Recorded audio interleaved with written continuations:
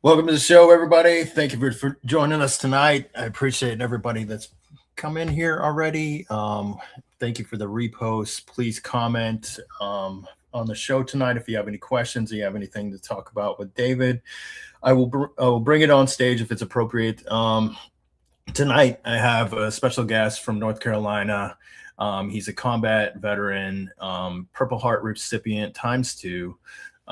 Really just an outstanding patriot, and he recently ran for Congress in North Carolina. But tonight we're going to talk about him and some of the stuff he's doing for veteran advocacy. Something that's really passionate to him is helping out other veterans and pointing out flaws in the system so that we can make it better for veterans all around, the USA. So I really admire people like him. I've had Mark Lucas on my show several times, and guys like this, it's not a lucrative thing to go out there and to fight for veterans health, veterans rights and stuff like that, and veterans benefits. It's not a lucrative thing. It's a labor of love for people that are really passionate about helping people and feel strongly about the veteran community. So I just really appreciate people like this that are out there doing these things and trying to help people out. And so without further ado, I will bring to the stage David. David Buzzard, how you doing, man? Not too bad, Jay. Appreciate you for having me on, brother. Yeah, no, it's my pleasure. Like I said, obviously I'm a veteran. I try and help people when I can, but you guys, people like you, people like Mark Lucas, just going out there and really trying to fix the system. I just really, it's a patriotic thing that you guys are doing. It's not lucrative. You guys could go, try and promote some lobbyist or some shit, and it would help your congressional, like a congressional line or something like that. But you don't, you guys are out there doing it and you're doing the right thing. And, for people that really are need, they need people to stand up for them and do the right things, because there aren't many that are. So I just really appreciate guys like you doing that thing. So appreciate and I appreciate your service too, brother. Thanks, Jay. I appreciate your service too, man. No, I surround myself with great mentors, and honestly, that's what guides me. I've got some great folks locally that have some old guys that are really just teaching me how to go get it, man. These guys put me to shame when it comes to the amount of work they do, and so it keeps me on my feet. I'm not gonna lie. And so shout out to Frank Roberts specifically down here in North, down here in Wilmington, North Carolina. He's a veteran extraordinaire out here, and so he's guiding me along, being a good mentor. Yeah, one of the coolest things for me, and I'm older than you, obviously. I look young, but I'm older. I'm 46, but for me, like one of the coolest things is going in and sitting, like when I go for my physical or whatever for the VA or whatever every year, like going in and sitting in there, and it doesn't matter if I know anybody or what, you'll end up talking to these old vets, and it's so cool to just like. It feels like you're talking to your friends in the Army, right? It feels like because we speak the same language, even though they were many generations before us, Vietnam era, just all the way, like even guys from, back in the 80s and stuff like that, that were, serving or whatever. And like, you speak the same language. It's like, it's really like, it feels at home talking to these guys, and their stories that they have, they're often similar to what we, the experiences that we went through. And, I just really, it's a cool experience for somebody who hasn't ever experienced it. It's something, it's really awesome thing. And I'm Okay. glad that, you guys are out there advocating for those guys too. Thanks. No. And the thing is, like, we got a great local American Legion, VFW, DAV, all these great organizations. They are kind of dying out, man. These GWAT guys, we're out working. We've got families. We're a little bit younger. We've got stuff to do. But these organizations, they do great stuff in the community. And I know it's kind of hassle sometimes to make your way out to these meetings, man. But these older guys, they really enjoy it when us GWAT guys get out there and start, hanging out with them. And so, I would urge and behoove some folks to actually get out there and spend some time with the old timers while we still can, because one day that's going to be us, man. Right. Yeah, for sure.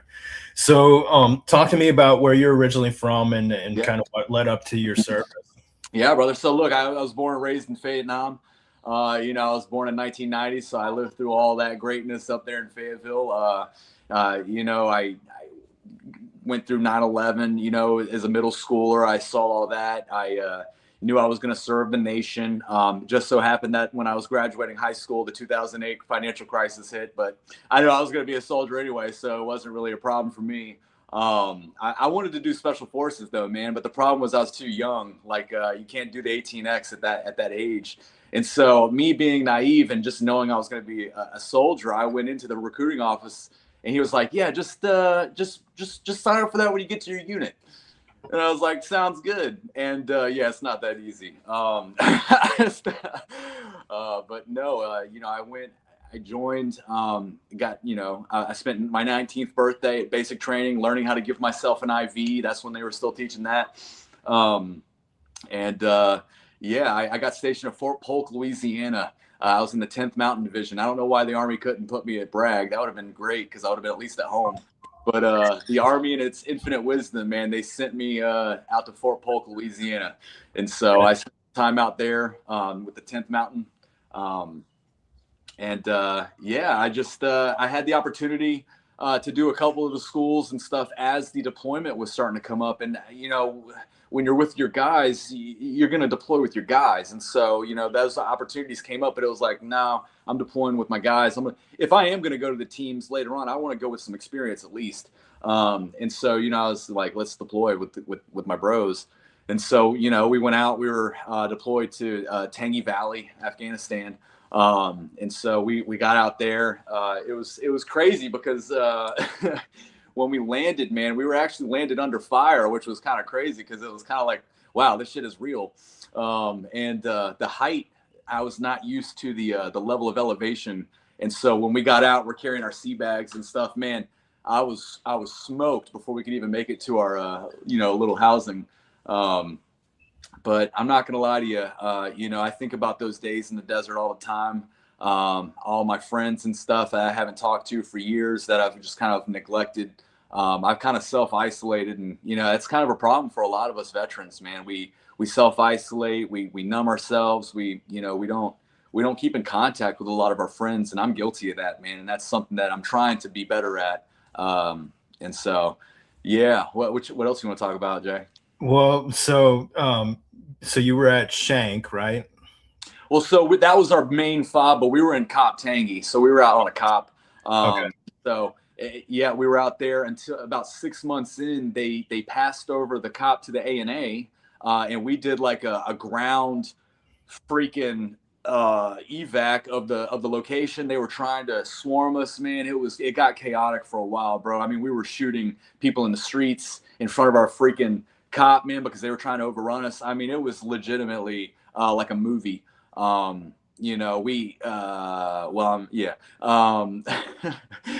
We could hear their maneuvering. They were trying to maneuver vehicles and whatnot, and we were intercepting their communications, and we were just lighting them up with AT-4s, man. I mean, we were just giving them hell. But so we ended up removing ourselves. We went to Syedabad, And that's when they started sending in these SEALs and Rangers to go hit these HVTs in the Tangi Valley where we were at. And I guess they were trying to like keep them in that area, so they acted like they were abandoning the location, so that way they could hit them hard. And so that's when Extortion 17 happened. And so we were QRF for Extortion 17. We were out there for a couple days trying to secure the crash site. It was terrible, man. It was terrible. Taking fire from all the ridges. But later on in the year, we actually got hit with a V-bid. It was one of the biggest V-bids to date. It was like 4,000 pounds of HME, and there was 88 wounded. And that's when I got my second Purple Heart. And so, that it was constant, man. Yeah, I kind of skipped over my first Purple Heart. But no, the overall, the deployment, it was rough, man. I mean, we got into stuff every single day. It was, looking back, obviously in hindsight, it was kind of fun. You know what I mean? Like I kind of miss that excitement, and being, with my brothers. But when we were in the shit, man, I tell you, it was a little nerve wracking at times. Obviously, I'm sure you're aware. Yeah. So, did you guys, like, everybody come home on your platoon, or? No, man, that's the thing, brother. Though we went through some shit. We got into some major firefights. So we got there in late October, 1st of November. I mean, we were just taking it every day. We did. So my first Purple Heart came when we started taking some fire. We shot off some mortars. They shot it in the wrong direction. We went to do a battle damage assessment in the middle of the day for some reason. I'm not sure why we did that. But we knew something was coming because it was too quiet. Typically they're shooting at us at all times of the day, but we make maneuver out there with no fire. We're like, something's about to come. And so we're, headed back to base, and we do, we maneuver around what we call the castle out there, some old Roman fort, man, that they used to stash weapons and, all sorts of stuff in.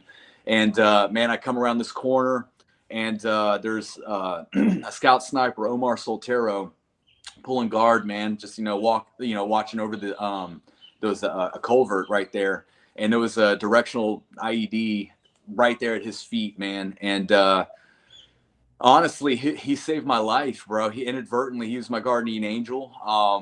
His body shielded mine. I took a little piece of metal in here and a little bit in my face here, but it wasn't, he was my guardian angel, bro. His body shielded mine, inadvertently saving my life.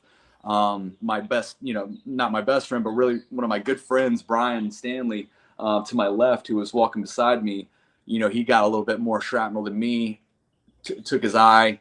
I'm sitting on the ground. I'm trying to I don't feel my legs. I took some stuff right here in the face, and I look over and I see Stanley, and Stanley's eyes hanging out. And I'm thinking that's exactly what happened to me, man.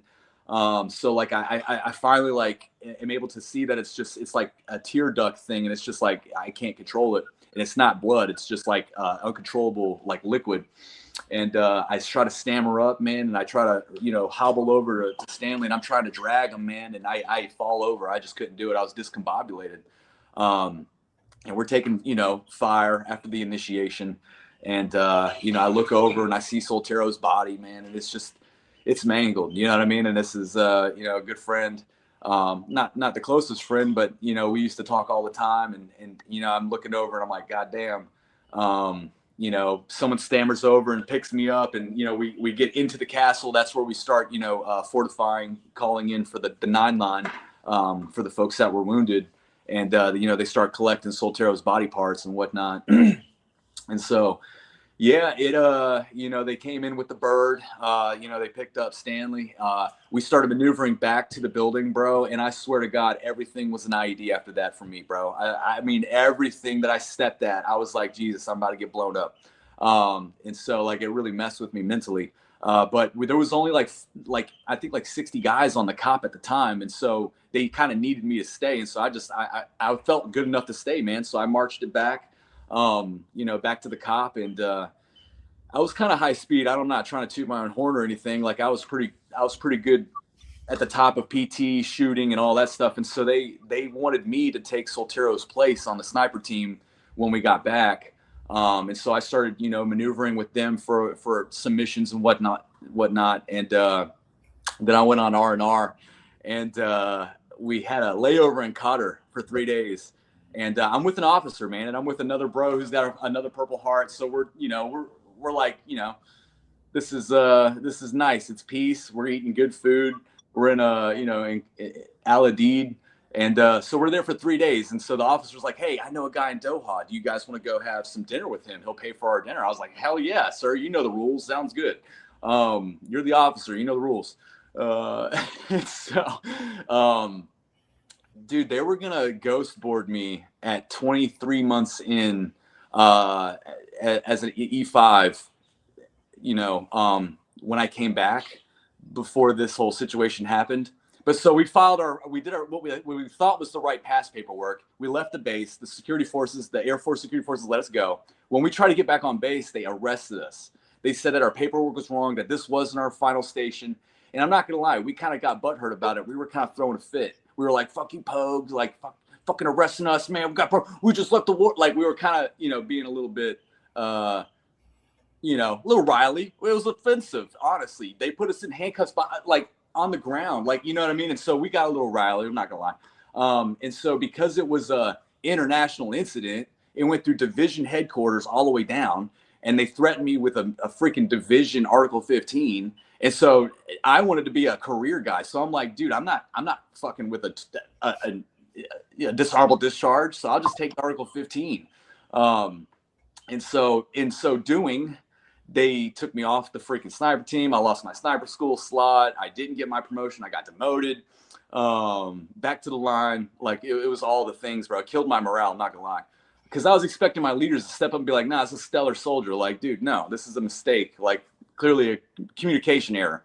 But that didn't happen, man. So it kind of killed my morale, I'm not going to lie. But then, you know, we went through a couple of other things started to happen. And I just realized that I wasn't going to re-enlist, man. I saw a couple special forces guys get smoked doing some bullshit missions, man. Like, in all honesty, they were bullshit missions, clearing roads for no reason. You know what I mean? Like SF dudes don't need to be clearing roads for no reason. I'm sorry. No soldier needs to be doing a bullshit mission, but especially not these dudes who deployed 8 times, dying on their freaking 9th deployment because of a stupid mission. And like, you know, I started having a little bit of an epiphany, and I was like, man, that's going to be me. Like, that's going to end up being me. Like, I'm going to live my life serving this nation, and I'm going to die in the desert. And like, there's no accountability for these politicians that kind of like, I'm no pacifist. If anything, I want to die an honorable death. And I think that that's, you know, fighting your enemies. And so like, I'm a warrior at heart, but I don't want to die for bullshit. I don't want to die for no reason. I want to die for something honorable. You know what I mean? And I'm sure every soldier feels the same way. And that's something that I don't see in a lot of these modern conflicts. We try to do this nation building thing, and it's just, it's led to just a fucking calamity in the whole region that we're still dealing with to this day. And obviously we're still dealing with in freaking Iran now. And so it's when you look at the cost of all this, right, it's like the Marshall Plan, but like 800% more than the Marshall Plan cost, and for nothing, you know what I mean? Or for nothing. And so it's just like, you start to take a step back and you're like, why did all these guys die, you know, for poppy fields or for oil fields or for whatever, you know, industry was propped up at the time. And you start to get a little like, you know, offended, man, because you got politicians in suits that have never served the nation that are taking lobby money, you know, and putting us in situations that we don't need to be in oftentimes. And so I got involved with politics, man. When I got home, I just started getting involved. I really started like focusing and caring on what was happening, really on the medical aspects, man, because, you know, getting blown up a couple times, having TBIs, you know, the PTSD, all that shit. You know, I really care about these guys when they come home and they're just being fed these medications, and they're, you know, they get these diagnoses, and it kind of like becomes their personality inadvertently. And they numb themselves and they retreat and they retract, and it creates you know, a downward spiral in ways that leads to negative behavior, which leads to suicidal ideation. You know, people's relationships get strained, their work gets affected. I went through suicidal issues, man. I wasn't really like ready to cut my wrist, but I was so deep down, dark, depressed when I got home because I messed up my paperwork when I was transferring out. I thought I had done my paperwork to UNCW correct.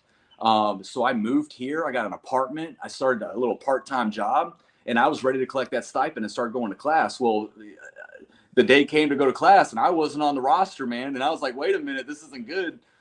Didn't make enough money to pay rent. They evicted my ass. I ended up on a couch back in Fayetteville on my buddy's couch, working at a car wash, bro.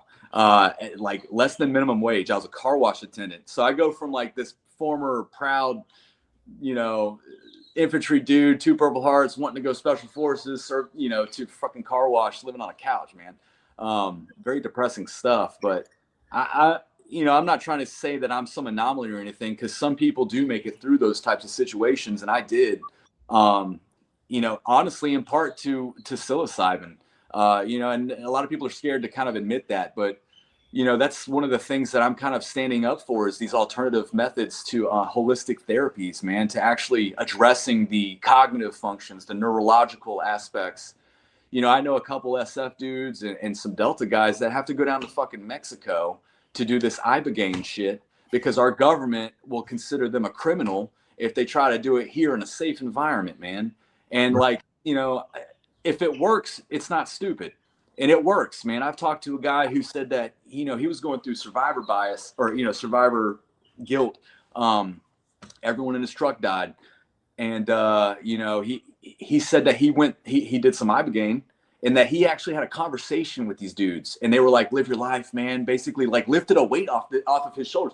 And if anything, he was more force ready after that treatment because of the psychological lift on his conscience, man. And so like these things need to be explored, but Big Pharma is hand in hand with the VA. Well, I'm sorry, Big Pharma is hand in hand with the FDA, and the FDA is hand in hand with the VA. And again, there's people up there that are inexperienced, that don't know anything about veterans or their issues, up there calling the shots, that get lobbyist money from Big Pharma to continue the status quo, which is, you know, leading to 44 a day. You know, people think it's 22 a day, but Duke did a study, man, Operation Deep Dive, and it's actually closer to 44 a day, because they don't factor in, you know, overdoses or deaths of despair, things of that sort. But that's why we're killing ourselves, man. It's the despair aspect. You know, I could go into a whole lot of things when it comes to like opportunities when veterans get out of the service, but we need to feel some type of fulfillment, man. We need to be able to rekindle a sense of purpose. And like I've seen a lot of benefit when it comes to working on like with like farming, like trying to get these community farm programs going. Like when you work with something with your hands and you see something grow, man, like it's really rehabilitating. And so like I'm trying to work to get farming programs set up with these schools where these students get credit for teaching veterans how to do that.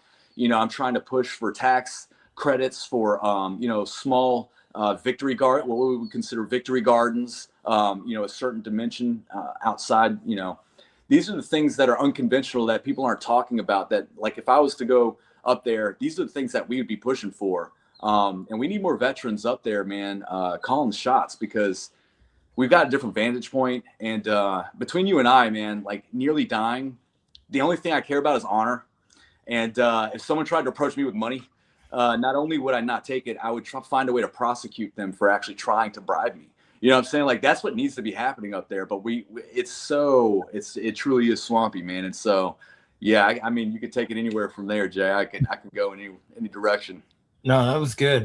You know, this is something that I've talked about a few different times, and for us, right? I'm Black Hawk crew chief, and you know, pilots are kind of fall into the same thing, right? And special operations, SOAR, they all fall under kind of similar rules that we had, right? And so every year you have to get your flight physical, right? You have to get your assessment or whatever. And if you have something like that, like you've gone to see mental health or something like that, or you need medication or something like that, you're grounded indefinitely, Yeah. Right. And there's no pipeline to get you back into the thing. And so if you're a career soldier, people don't go get help for themselves, right? They do not, like, if you got a family, you got toddlers, you got, like, people do not go get help for themselves, which is the biggest mistake. And the thing that people see is they have these resources out there, right? Politicians see we're dumping money into this, we're paying, like, what are you talking about? The resources are there. The mental health people are there. They have, whatever, all these different things. But the thing is for a lot of us, we can't go get help. Otherwise it flatlines our career. Yeah. If we could get over that, we're talking about two different things here too. We're talking about in service and VA. So, but in service, if we could get over that, and, for guys like you that were heavy in combat and you saw, your friends didn't come home and stuff like that. And, me too.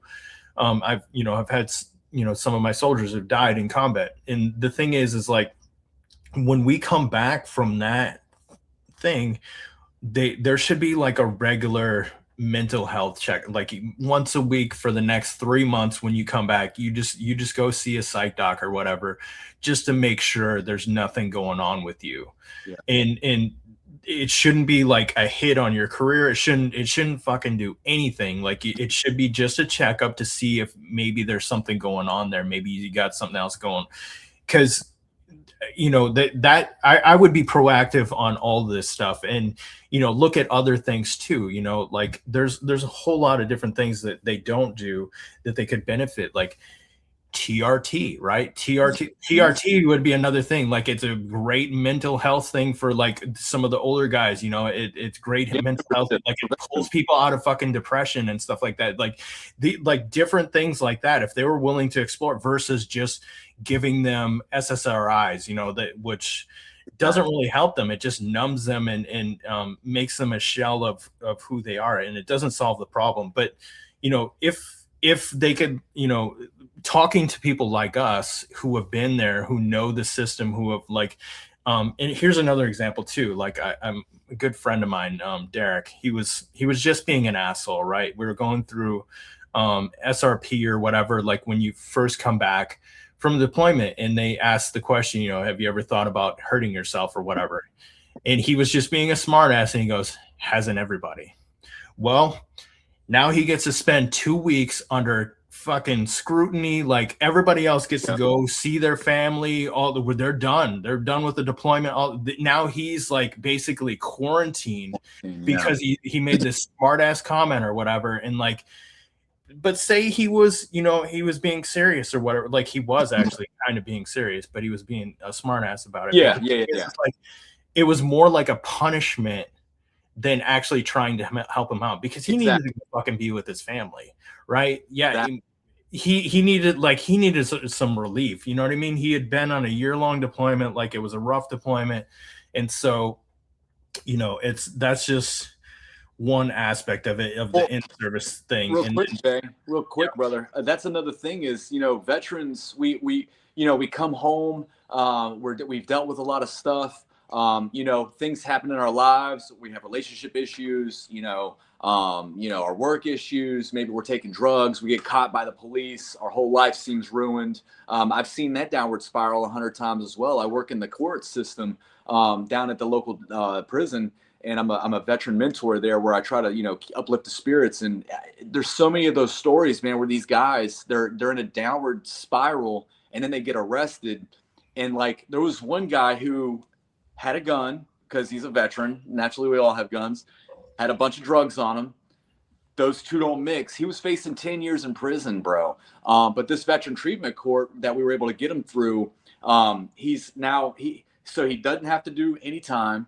He's rehabilitated. So it's hard to explain, but essentially he's started doing community service. He works. He pays. He does a lot of stuff at the local garden. I mean, not only is this guy working, contributing, with the community programs, he's a fully contributing member of society, and he doesn't cost to the taxpayer, to house him in this jail for 10 years.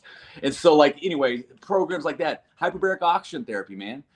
You know, we have someone up at the Human Health Services and DHS and all these organizations that could be switching things. Pete Hegseth today can shift the way that the VA and the active duty operate. Hyperbaric oxygen therapy, man, it's just oxygen pressure. It helps the neurological aspects. It drives down inflammation. These are things they could be doing now, but they don't, because again, it's those three-letter agencies that are tied together with the private corporations like the FDA's tying together with the big pharma, which prevents, you know, the VA from acting and shifting the status quo. 3 million pills go out to veterans every day. That's just veterans. And I mean, that it would be great if we could get like gym memberships. Like for my mental health, you know what I want? I want a gym membership so that I can work on my fitness. I can do some PT, because those are expensive. I don't know if you've tried to get a membership at Gold's Gym. Right. It's an arm and a leg, bro. And so if the VA could subsidize stuff like that instead of just pumping me full of pills, that would be a great service to a lot of these veterans, man. Sure. You know what I mean? And, you know, obviously there's a lot that goes into the holistic therapies that they're trying to work on. And I see some stuff happening in Texas. Thank God to some of the veteran representatives out there. And that's why I call on these veterans, man. You know, don't let your diagnosis become your personality, your only, it's not who you are, man. We gotta break through that. You know, don't give into it, because far too often, man, I've lost a lot of friends to suicide over the years. I honestly stopped counting because it's so sad. Last I stopped was 8. And so it's just like, you know, it's heartbreaking, man. And this doesn't have to be the status quo, because we spend so much tax dollars on this system. You know, why can't I, as a veteran, if I have an issue, just go to any hospital and then just bill the government? Like, why do I have to go to a special hospital where the DMV type employees tell me that I'm, you know, it's all very, you know, it could be streamlined. It could be streamlined. And I wish we would just have more proactive approach to this instead of just the status quo, because it's broken and it costs so much. And I'm sure you know that, man. Right. Yeah, for sure. And, you know, yeah, just imagine if, like, instead of Motrin and stuff like that, they were giving people like BPC and stuff like that to heal their wounds and stuff, you know, like peptides. Like, there are so many different things that they could explore that would be healthier for the veteran and you know, better for their long-term health in general. Like, yeah, you're right. You're on the right track. And, you know, we need people like you in Congress talking about these things, because that's spot on. Thanks, Jay. I appreciate that. No, and that's, you know, I'm not alone. There's a lot of us that feel this way, but we all feel isolated. We feel kind of like we're alone in this, and we're not. We're one of the biggest communities in the country, and we really got to band together. You know, it's kind of frustrating because I'm in the American Legion, I'm in all these groups, and none of them are really political. And it's like, that's what I really need this group to be, is political. And so honestly, I was honestly thinking about starting my own explicitly political veterans group. I'm not sure how they go about doing that, but you know, these groups, man, they all try to stay out of politics, but it's like, I need the unified voice to push things that we care about. Otherwise, what is this group for? And right. So, you know, sometimes I get a little frustrated with these organizations. I understand the tax status and whatnot, but I mean, again, maybe something else needs to be constructed. I don't really know the answer, but yeah, we really need to stop siloing ourselves off and lean into each other. Otherwise, we do just kind of fade out, and we can't allow that. Yeah, for sure. Yeah, so I appreciate everybody joining here. And tonight we had some good comments on here, and we got almost 11,000 people watching right now. So, so it's a good turnout tonight for a very important issue. But yeah, it's, you know, and the other part too is, you know, we're talking about the stigma or whatever with mental health while you're in service and stuff like that, but outside too, right? So you went through this thing or whatever, and you've been diagnosed with PTSD or whatever, but that doesn't mean you're fucking crazy. Like, you can, like, you know, a kid seeing their mom get beat, or, you know, somebody that witnessed a car accident or something like that, they probably have PTSD too, right? It doesn't make you crazy or anything like that. Now, granted, there are some people that are really messed up, but the thing is like, most people are not. They just went through a traumatic event, and you know, that's your your body and your mind's natural response to what happened, and it doesn't make you this degenerate or mentally incapacitated person or anything like that. It's not like that. And some people have some long-term issues, but for the most part, it's you just went through a really sad thing. And that's there's a stigma that carries beyond that, because I've even seen it with veterans who are running for Congress and stuff like that. People come at them or whatever and like, oh, you got PTSD, you shouldn't be in Congress or whatever. What are you talking about? Like, it's not like you're a schizophrenic or something like that. No, you just went through a traumatic event. EMTs go through the same thing, cops go through the same thing. There's some trauma involved in that. It doesn't make you this, like, it's not like you're a crazy person. That there's also a stigma there that we need to break too, because we need veterans, especially combat veterans, up there advocating for soldiers, because you guys have you guys know what's going on. You guys have been there. You've been on the battlefield. That's why I was excited about Pete Hegseth. Yeah. The difference between Pete Hegseth, like a lot of secretaries of defense or whatever, and now Secretary of War or whatever, like they're generals, right? They're really high up type people. So they're essentially politicians. They're so detached from the platoon, the company level or whatever, whereas he was a major, right? He's very close to it. And they're working out with guys, man. That's the kind of leader I want. He knows what's going on in the the global war on terror soldier's mind. He's very, very close to that. So that was exciting to me, because he knows exactly what's going on right now in companies and in battalions. And that's exactly what I want. And that's the thing, Jay. We've got a real opportunity, man. We've got Doug Collins at the VA. We've got Boss in the Armed Services Committee. We've got Pete Hegseth at the Department of War. We've got Trump at the helm.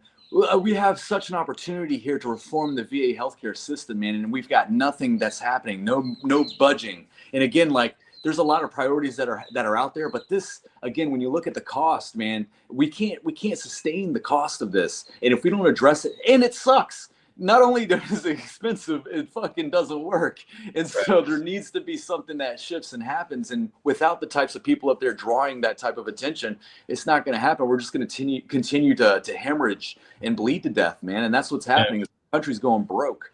Yeah. Well, you mentioned the pill part and like the more holistic thing. And I know that right now, if I message somebody in my VA, granted, I've not had a bad experience with my VA healthcare team. I'll just say that. Like, I don't know if mine's an anomaly or what, but I'll just say that I haven't had a bad experience. But the thing is like, I know that I can message them and say that I had a pain or something like that or whatever. They would prescribe you a painkiller like that. Yeah. You don't even have to go in for an appointment. And but like, if say like, like your gym membership idea or whatever, like trying to get something like that, it's nearly impossible. It is impossible. I tried, man. Right. Like, they will not give me a subsidized gym membership. Right. Yeah. So that, that even at 100%, and I'm 100%, you know what I mean? Like, that's a whole nother topic. Like, right. I understand you're just a vet who didn't. Maybe, you know what I mean? But like at 100%, come on, man. I can't. Yeah, no, it's a very good idea. Honestly, maybe there should be a gym at the fucking VA, but but that's, you're onto something there, I think. But yeah, no, it's you're absolutely right about, it's very easy, and they're very pill friendly, which is kind of scary, and that's not solving the problem. That's masking the problem, and that's a lot of times addressing it's addressing the symptom and not the injury itself. And that's the whole issue, man, is they're just band-aiding it and not addressing the injury. So for instance, the hyperbarics, that addresses the injury because it's actually fixing the neurological aspects in the brain, driving down the inflammation, etc. Whereas again, these pills, man, they're just they're expensive. We pay a premium here in America, and they don't seem to work. And so we just we keep it going. Yeah. The lobbyists. Yeah, I'm big in, like, I've just recently, a friend of mine got me into the whole ice bath thing, and I do that for that really helps with inflammation and stuff like that. And I really it just feels good, man, to be honest with you. And it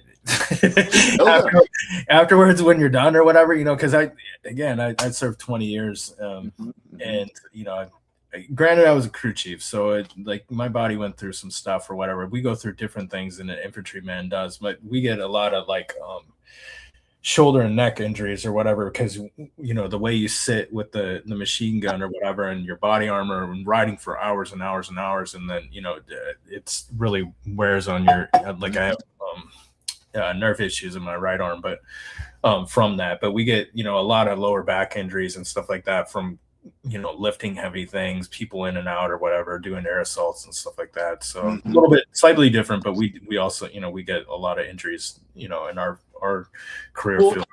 And when we serve, man, we deserve, when we sign the dotted line, it says that that our country will repair us to the state that they got us in.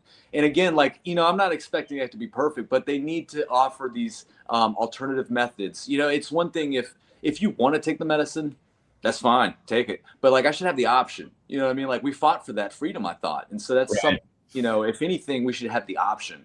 Yeah, so, you should check out Mark Lucas, to be honest with you. He's pushing the Veterans Bill of Rights, and so he's talking about what you just said right there. Because when I joined when I was 18 years old. I was always made a promise that if I stayed 20 years or whatever, like my healthcare would be taken care of forever, right? It's not a bargaining chip for fucking Congress. It's not a bargaining chip for the Senate. It's not like these are non-negotiables, and he's pushing the Veterans Bill of Rights, which he's got a lot of people signed on. It hasn't, the bill hasn't passed yet, but he got a lot of people to co-sponsor. I actually got my congressman to co-sponsor it. Fantastic.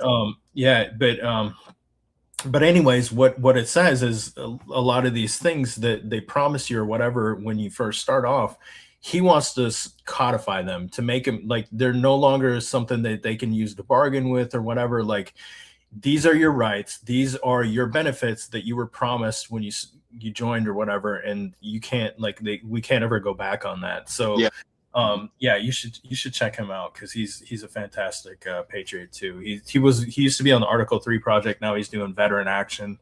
Anyways, he's a good dude. I'll send you his links or whatever. Real quick, I did a repost for him today too. So, but yeah.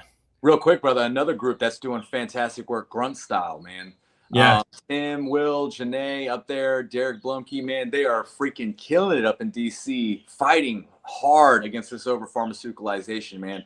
I freaking got to meet these guys up there, and they were doing a presentation, meeting with congressional members, meeting with senators, and again, like, they were out there killing it, man. Like, there's a lot of organizations that are on talk to talk, but these guys were on the steps of Congress, man, fighting every day. And so, like, there's some freaking stellar organizations out there, man. Like, and it's funny because I remember when I was in the Grunt Style shirts, I was like, man, I got a couple Grunt Style shirts, and then like it comes full circle because freaking what feels like a whole lifetime later, now I'm like working with some of the freaking CEOs and some of the other folks that are up there actually working for the veteran causes though, and so it's just stellar, man. Right? Yeah.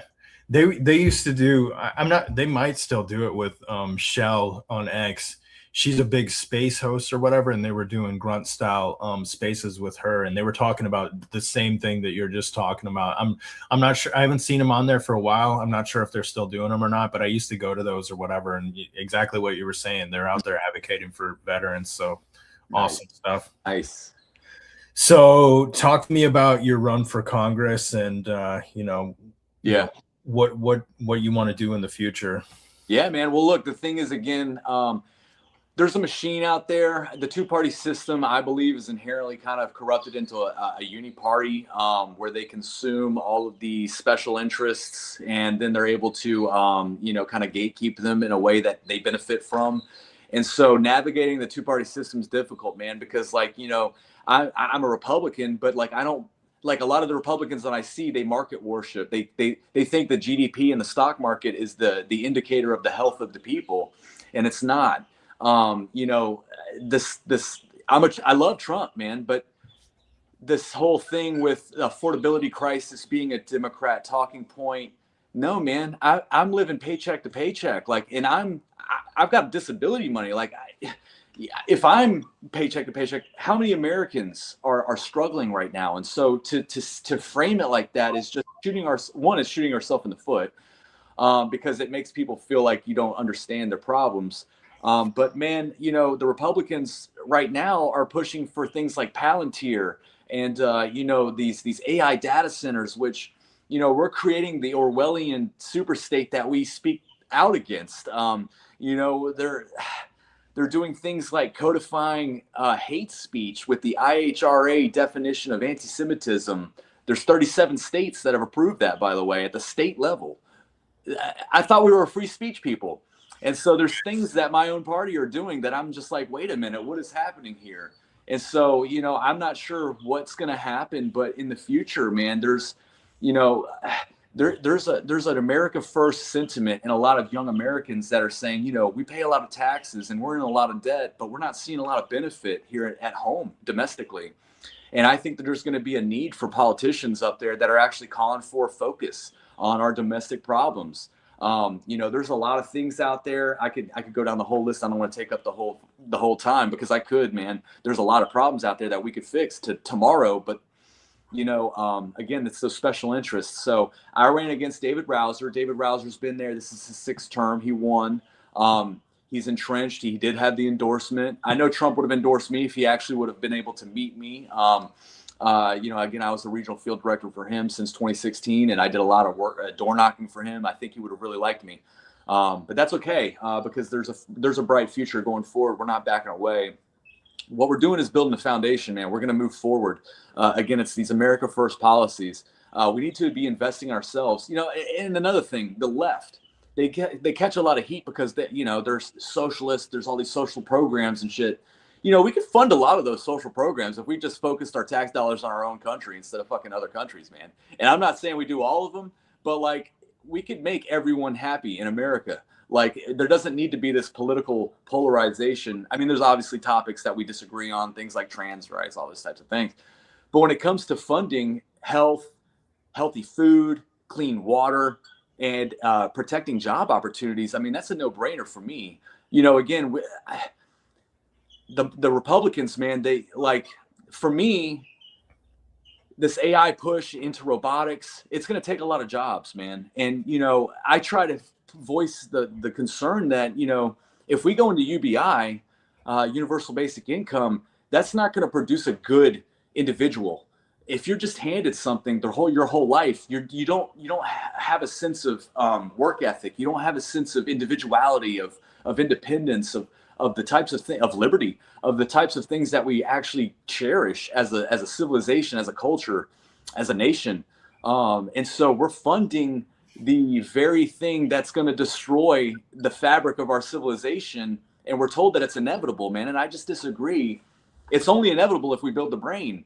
And that's what we're doing with these data centers, man. We're funneling in a lot of our freaking tax dollars for these private corporations to benefit from this technological advancement, but we're not protecting jobs. For instance, truck drivers. It's a huge sector, man.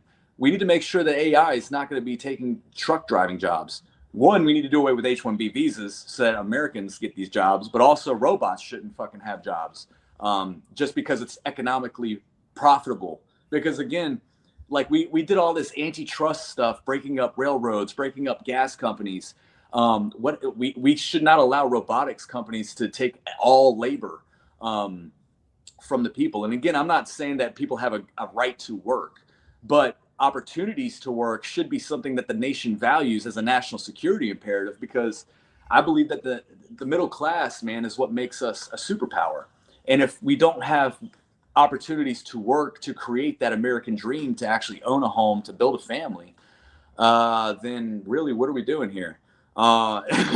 So, you know what I mean? And so we need to set those protections in now. We need people up there voicing these concerns instead of trying to prohibit states from being able to put in their own individual protections. They're trying to do that as well. They're trying to prevent states from having protections on AI development. That's unconstitutional, man. That's against the 10th Amendment. And so, again, but because it's my side, I'm supposed to cheer it on? No, That's not what I'm here for. I'm not a fucking partisan. I care about the values. I care about the culture. I care about our heritage and our civilization, man. Wow.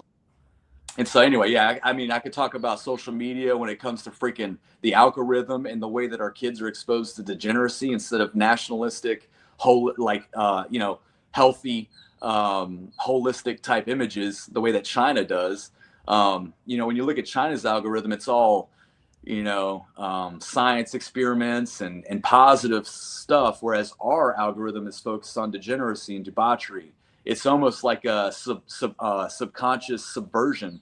And a lot of people, they want to prohibit 16 and under from having access to social media. And I understand why, but I also argue because that starts to infringe on liberty, man. And instead of doing all that, how about we tax the social media companies that are promoting debaucherous material and promote positive material, and then we don't have that problem to begin with. Right. And so like there's ways around that where we're not, because the Hegelian dialectic, I'm sure man, they walk us into removing ourselves from our own rights by voting ourselves out of our rights using convenience. You know what I mean? Yeah. And that's the thing, like the social media thing is like in Australia is 16, that's how they get digital ID, because how are you going to prove that you're not 16? Right. And so there's things that we need to be focused on that, again, representatives up there, man, they're not fucking focused on. Right. Well, you bring up a good point, and this is, a lot of people, like I'm late Gen X. I'm the very end of Gen X. But a lot of people from my generation and older generations, what they say is, oh, get away from social media, just put it on and it's not realistic. These kids are not getting away from social media. They're not getting less into tech. None of that is happening. But you bring up a good point, is to make it healthier, right? To start to fix, make it more ethical in terms of like, what they're seeing and stuff like that, versus saying that to go away from it, because that's not happening. That we have to have people that are ethical at the top in order to, solve some of these things, because they're going to see it regardless. They're going to see it. And, this is, I think Elon Musk in a lot of ways saved free speech with X. Amen. And and he was a big part of why we won 2024. But the thing, one of the things that I think he misses is on the AI piece. And he talks about like this kind of like the AI is going to do a lot of the work and stuff like that or whatever, and like you won't have to do work, you can focus on gardening and stuff like that. And I'm like, that doesn't actually work, dude, because like people still have mortgages, people need cars, people need, like, they have electric bill, like these things aren't just going to go away. These companies are not nowhere. Yeah. Right. They're not just going to be like, oh, okay, we're not going to make money anymore or whatever. Like that doesn't work. So I think he misses that piece. But, the AI stuff is coming, and whether you like it or not, it's not slowing down. And it will, some jobs will go away, some jobs will never go away. But, that's, hopefully people are preparing for that. I think a lot of people are not. And I think, it sounds futuristic. It sounds distant. It sounds like, oh, that'll never happen in my lifetime. But I'm telling you, it's coming, and it's coming soon. And one of the a very good example is that they bring up is legal, right? So AI is very smart on like drawing up legal documents and stuff like that. Drawing up, like, you don't, like, there's going to be less of a need for lawyers and stuff like that when you can have an AI that can fucking draw up a contract for you. You don't need to go pay a lawyer $500 or $1,000 or whatever, when an AI can draw it up even better than they can, because you can tell it all the things to look for. You can tell it all the things to hit or whatever. And, it takes the human error factor out of it. So stuff like that is coming, I believe. You know what really scares me, Jay? Now I'm going to get into my Ted Kaczynski phase. Are you ready? Neuralink, man. Neuralink, bro. They're going to convince us. And this is like the very Huxleyan way that they're going to do it, is they're going to say, oh, don't you want these kids with, that can't see to be able to see again? And it's like, well, of course. And so, like, don't you want kids that are paraplegic to be able to walk again? And it's like, well, of course. And so they're going to sell this Neuralink thing that's going to be able to, like, you know, reroute your neurons and whatnot and be able to, like, do that type of thing. But my whole concern is if they can do that to make you do that thing, they could also make you not do that thing, right? And so you're literally tied into the fucking matrix, man. Like, we are literally creating the fucking brain for the matrix with these AI data centers. And it really scares me that, again, we're not having this foresight to think about the negative aspects. Like, we prevent kids from having sorry if you hear my chickens, by the way. I got a couple chicks on. That's fine. But no, we prevent kids from having drugs and alcohol because it prohibits stunts their growth, you know. But we're literally going face first into this. You know, it's scary, man. I'm not gonna lie. There's a lot of, you know, I look at my baby girls, man, and honestly, all I want to do is retreat to the mountains and own a farm where I'm still connected to the earth and animals and things that still make me human, because I fear for humanity. If I'm being honest with you, the development, the rapid development of, you know, when it comes to nanobots, man. I mean, they are creating all sorts of things that CRISPR, I mean, like all the things that are like literally nightmarish, that they can deliver at the cellular level. I mean, it's getting scary. And again, if we don't have representatives up there drawing attention to this and protecting the people from this type of nightmare scenario, and the scenario only happens, and again, like, I'm not trying to be crazy or anything, but I'm a capitalist, but when it comes to predatory profit, man, like, we've got to take a step back and say capitalism only works, man, through Christianity. If you have a Christian moral ethic, because otherwise it truly is predatory. And that's what I'm starting to see right now with these multinational, non-Christian organizations. They're just literally in it for the profit. And I mean, at some point that has a reverse effect. And that's why a lot of our young people are shifting to the left, man. And we've got to be there to fight that. And like, without having that proactive approach, we're losing it, man. We got some good we got some good accounts commenting on here. Ange says, yes, bring on the mountains and Homestead Life. Ani says, hey, say hi to the chicken. She does fantastic spaces and really thought-provoking spaces. Again, you should check out the spaces. You got to check out the spaces, man. Ani's a fantastic account. But no, you know, you bring up, you know, a lot of good points, and the thing about the AI centers too that I didn't know a ton about or whatever, but I was reading about the water intake and output that they use massive amounts of water, and they you know, the output is like this toxic you know, concoction of water that you have to deal with now after the fact. Than nuclear. It's honestly worse than nuclear sludge, bro. Yeah, and it's like, who in the hell would want that anywhere near your home or anywhere? Like, that's really concerning. And you know, the thing is too, is like the age of, you know, our congressmen, our senators and stuff like that. Like, the average age of a senator is 64 years old. Like, they don't care about like the long-term stuff. Like, most, like, granted, there are some really good exceptions, like Mike Lee, Tim Burchett. Like, there are some, you know, some people that are really like smart and thinking about these things or whatever. But for the most part, like, Nancy Pelosi doesn't give a shit about this stuff. Like, Mitch McConnell doesn't, like, he can barely function as a human being, let alone, you know, you know, the things that he's voting on. He doesn't have a fucking clue. Like, he couldn't even unlock his cell phone. You know what I mean? Like, so, you know, they don't have a clue about the things that they're voting on, and, you know, they're not hearing us because they don't really care. So, you know, that's why we need younger people, veterans, you know, people that actually know what the hell they're talking about in there and know what they're voting on, because there are things that, you know, are going to come down the line that we're going to have to deal with, and they aren't. So, well, and that's the thing also, man, is these corporations that are polluting the waters, man. Like, you know,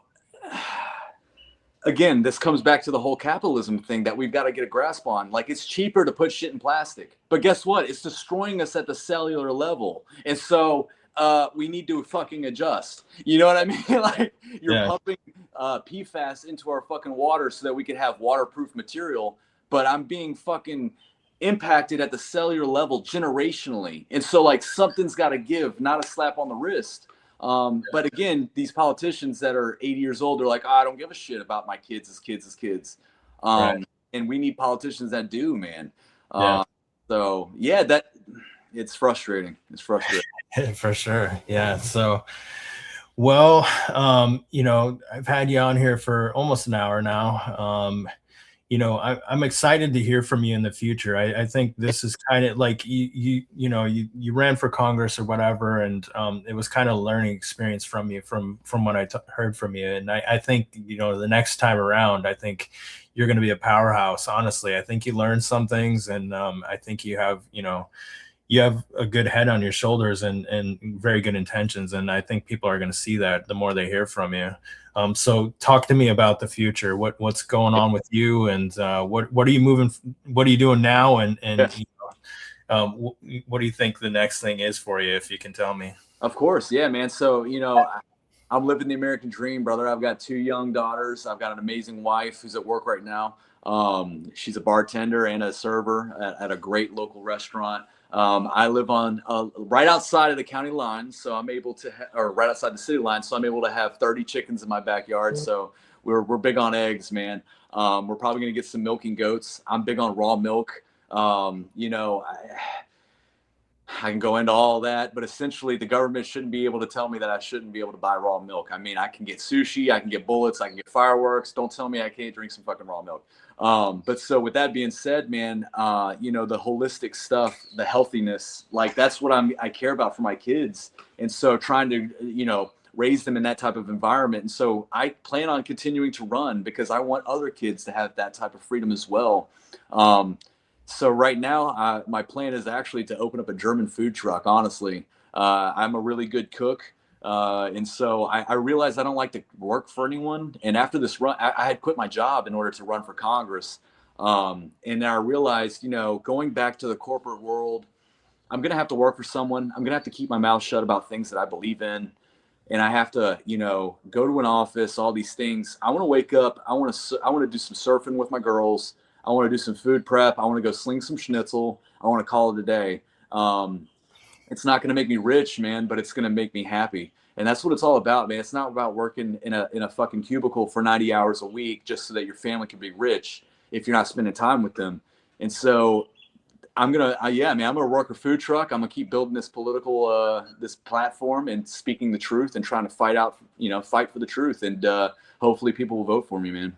Yeah, that's, you know, it's funny that you're saying all this stuff because that's a misunderstanding about veterans. Like they think that, like, a lot of people who don't know a lot about veterans or haven't spent a lot of time around veterans or whatever, that, you know, they may think that we're, you know, these program robots, but it's a very, like, you know, it grows a lot of individualism, and it grows, like, you know, inspires you to be a leader in a lot of different ways. And everything that you were just talking about, that it hits that point. 100%. Yeah. So that's really cool to hear. And I love it. I love it when I see people that are, you know, they're eating healthier or whatever. Like they have chickens, you know, they get in their, you know, their own beef and stuff like that. Really awesome stuff. We had Angela Belcamino. I do a show with her too, and I'm actually doing it after this. But we had Sean Hendricks on there, and he talked a lot about that stuff. Same type of stuff, you know, talking about, you know, get 10 acres, you know, just really, you know, grow your own food or whatever.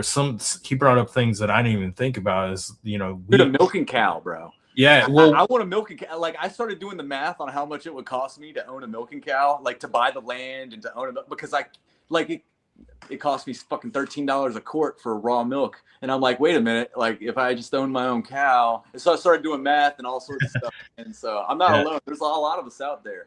Yeah, well, he brought up things that I didn't even think about. Was, you know, I'm thinking I'm doing a good thing or whatever with sourdough, right? I'm growing my own sourdough. Well, I didn't think about it. There's like very little nutrients in the flour that you buy or whatever. And so I didn't, something I didn't even consider. I was like thinking I'm buying organic flour or whatever. That's probably pretty good, right? Nope. It's stripped of all its nutrients and everything. So brought up some really good points about that. But no, it's cool to hear that you're doing that, and your family and your kids are going to benefit from that 100%. So, and pass it on to other people too.